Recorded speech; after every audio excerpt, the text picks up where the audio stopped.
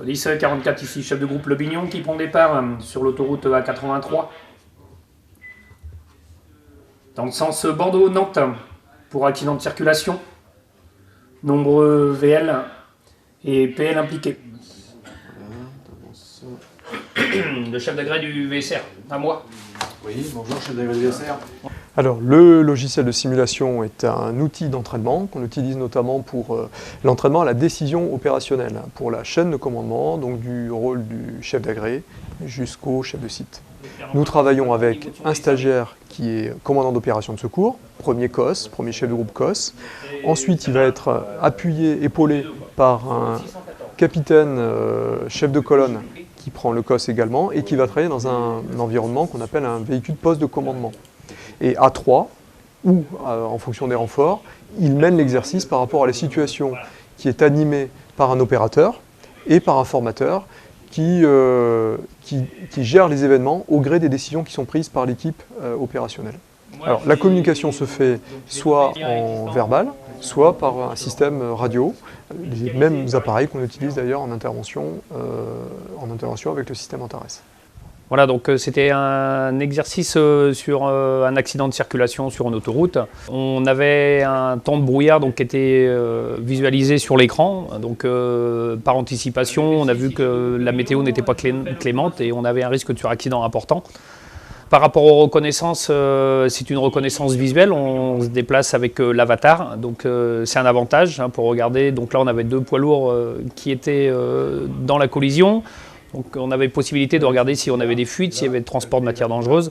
Donc c'est un bel outil de façon à peaufiner les reconnaissances, à prendre conscience qu'une bonne reconnaissance fait la suite de l'intervention et voir une bonne cohésion pour l'ensemble des renforts. Alors en matière de formation, le gros avantage est de pouvoir simuler des situations complexes qui seraient très difficiles à mettre en œuvre sur le terrain par la mobilisation de nombreux acteurs ou par une difficulté matérielle, alors que là on peut les mettre en place assez facilement. Deuxième avantage, on peut le rejouer autant de fois que nécessaire pour s'améliorer. Et troisième avantage, on peut le faire jouer par tout le monde, alors même que sur un entraînement terrain, une seule équipe finalement va travailler.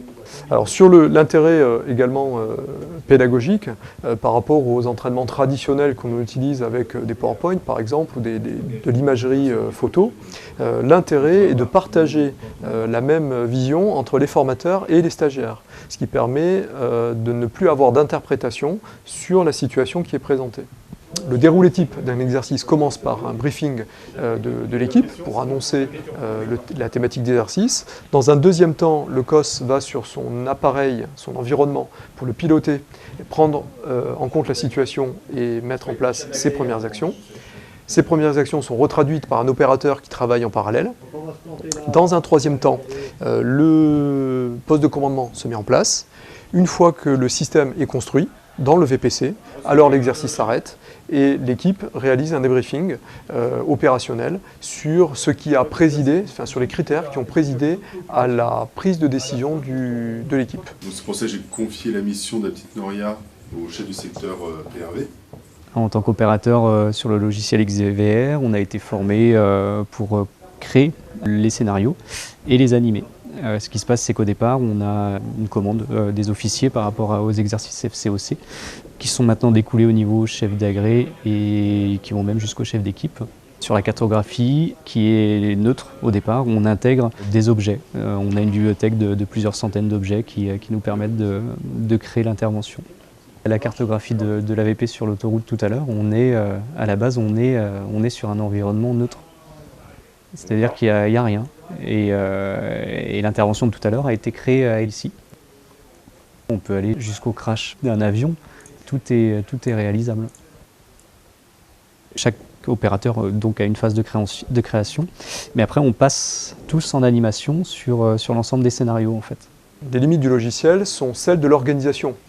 Au final, puisque le travail de conception et de mise en œuvre est important pour avoir une organisation fluide. Donc c'est vraiment l'équipe logistique et le matériel qui va nous donner les limites de l'appareil. J'ai pris le COS et en adjoint, ça sera toi, le chef de groupe secteur 1. Moyen logistique, j'ai demandé le groupe appui, le SSO est en transit et il y aura également la CER qui composera l'ensemble des éléments. Sur le tableau des victimes, vous confirmez bien, on a un pompier blessé grièvement et 5 sapeurs-pompiers qui vont être pris en charge psychologiquement. Ça marche. T'as d'autres questions? Pas de questions. C'est bon pour toi? Bon, allez, c'est parti. Ça marche.